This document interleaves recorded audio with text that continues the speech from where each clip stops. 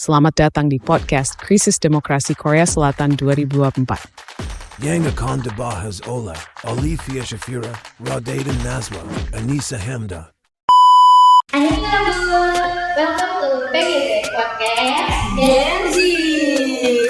Kali ini kita bukan mau bahas drama Korea atau K-pop ya, tapi kita akan membahas tentang kekuasaan atau pengalihan isu politik. Oke, yang mana di sini kita sebelumnya kita lebih baik perkenalan dulu sih. Boleh. Halo, aku Anissa Hamda. Di sini aku bisa dibilang sebagai host ya dari podcast kita kali ini. Lalu di sini ada dua narasumber kita yang cantik sekali. Ayo, silakan perkenalkan diri. Halo, aku Nazwa, bisa dipanggil Radhaden Nazwa. Bisa dipanggil Atut ya? Boleh juga. Oke. Aku Bobi. Sumpah maaf. Enggak apa. Kali ini siapa namanya? Halo, nama aku Olivia Zafira, bisa dipanggil Olivia. Mbaknya orang Korea ya? Oh, enggak, saya orang Jepang. Kayaknya lebih ke Cina sih. Oke, jadi sebelumnya kita FYI dulu ya. Kita kali ini kan mau ngebahas tentang darurat militer yang terjadi pada tahun lalu ya, yang tiba-tiba di tahun kemarin. Oke. Teman-teman tahu nggak semuanya itu berawal dari apa? Dari... Lebih gampangnya aku jelasin dulu deh. Oke. Oke, jadi semuanya itu berawal pada 3 Desember tahun 2024. Lebih tepatnya pada pukul 22 lewat 23 waktu Korea Selatan ya. Lebih tepatnya jam 10 malam. Tiba-tiba Presiden Korea Selatan Yoon Suk Yeol membuat sebuah pernyataan seperti ini. Aku translate di Indo ya. Untuk membereskan ataupun membersihkan pihak pro korut yang mengambil kebahagiaan dan juga kebebasan warga kita, saya mendeklarasikan darurat militer. Nah, jadi kalau berdasarkan pernyataan ini kan adalah ada pihak di dalam politik atau yang pemerintahan Korea Selatan yang pro pada Korea Utara, yang mana dia ini ingin mengambil kebebasan warga Korea Selatan, yang membuat Presiden Korea Selatan terpaksa untuk membuat keputusan darurat militer. Nah, jadi intinya apa sih darurat militer ini? Oke, jadi darurat militer adalah mengambil alih kekuasaan untuk keuntungan bersama menggunakan pasukan militer. Alias, para tentara yang akan mengambil alih semua untuk kepentingan bersama. Ya, kira-kira sama sih yang terjadi saat ini. Tahu nggak yang RUU?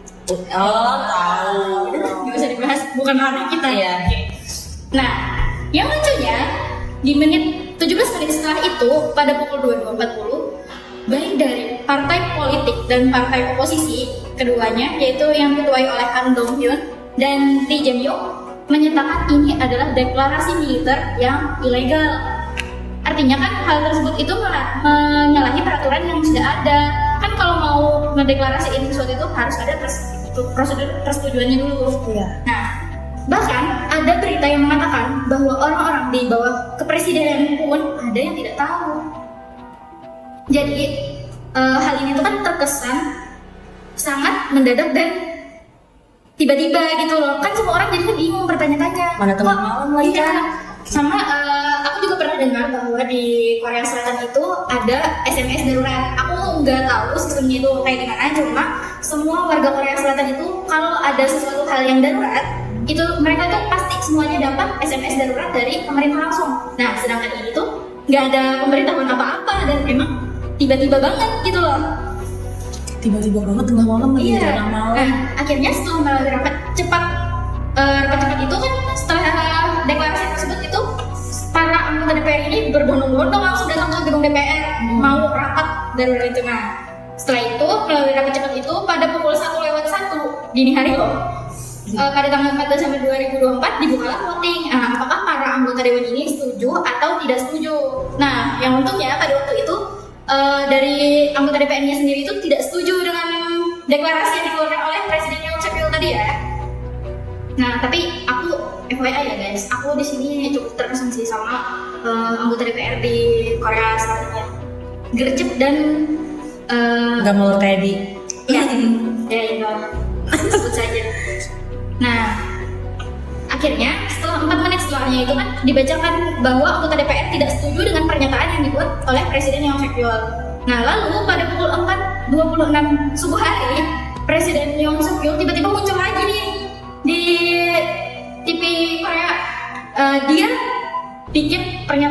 seperti gini. Saya menerima keputusan DPR, tetapi setelah itu juga Presiden Korea mengatakan lagi gini, untuk memberhentikan diskusi terkait pemberhentian presiden dan monopoli biaya. Kan aneh ya, dari pembahasan tiba-tiba mau ngeberhentiin mengenai pembahasan pemberhentian presiden. Kayaknya kalian tahu lah apa yang ada di pikiran saya. Melihat isu jadinya ya. Iya. Akhirnya pada pukul 4.40 pernyataan darurat militer ini benar-benar dicabut secara total dan itu resmi. Oke, kita udah dengar banyak banget ya penjelasan dari Mbak Nisa ya terkait tentang isu-isu yang ada di Korea Selatan. Korea Selatan yang tentang. Oke, Kak Nisa aja ya. Oke, udah Kak Nisa. Tapi ya setelah sebelum kita tag ya, aku sempat baca-baca berita yang ini juga kan katanya udah dikasih tahu. Yang aku lihat itu kayak netizen sama analis politik ini malah mereka itu curiga loh. Kayak ini nih masalahnya kayak strategi pengalihan isu loh dari masalah internal pemerintahan mereka gitu. Sampai-sampai kan yang awalnya masalahnya apa diturunin terus dibeberkan ke masyarakat umum apa gitu. Terus ya, gak lama setelah itu juga parlemen Korea Selatan itu langsung gercep loh. Kayak mereka ngebuat vote yang alias pemakzulan terhadap Presiden Yoon. Yang kayak tadi kamu bilang ya, yang mau berhentiin untuk buat dijatuhkan dari kan mau diturunin ya. Tapi sekarang udah diturunkan loh. Iya, baru aja tanggal 4 April. Baru banget ya? 4 April 2025. Iya, 4 April 2025. Baru banget. Ini baru tanggal berapa? Wah, berapa minggu yang lalu? Iya. Agak keren sih.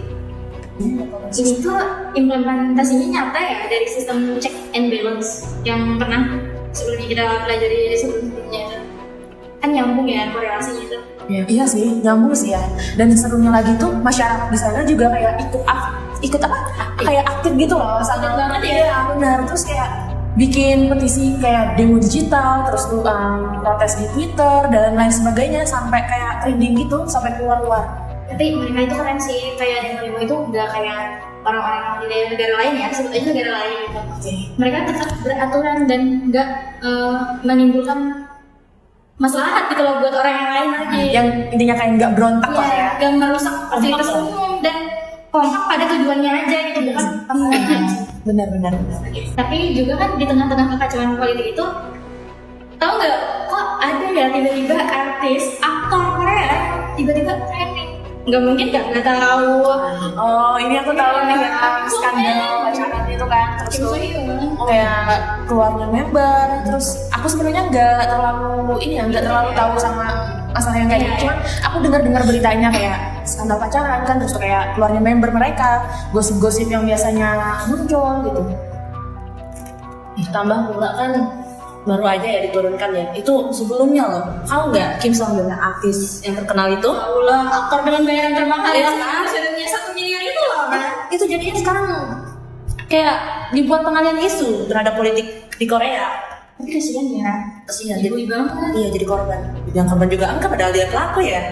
Tapi Skandalnya dibuat. Skandalnya sih ya. Tapi ini Kim So Hyun yang menutupi skandal isu politik atau isu politik yang menutupi skandal Kim So Hyun. Itu saling. Nah, itu kan kita Kayaknya masih belum terpecahkan ya masalah itu ya. Jangan-jangan menutupi skandal yang lain lagi yang nggak terkeluar. Skandal kayak di pemerintahan tadi bisa juga. Bisa jadi kan? Bisa jadi juga. Tapi selain kayak yang aku bilang tadi kan bahwa ini dijadikan pelajaran yang kayak demokrasi itu bisa rapuh kalau misalnya kita cuek, sama yang kayak Mbak Nisa bilang tadi kayak jangan anggap remeh lah apa kayak kekuatan media itu, karena kan dalam media itu isu politik itu bisa disulap loh jadi isu yang kayak Mbak Nisa bilang tadi. Bisa disulap jadi isu, jadi aktor ya. Iya. Bukan semua hal yang ada di bisa dijadikan pengalihan isu. Iya. Media play ya. Iya, media play. Betul.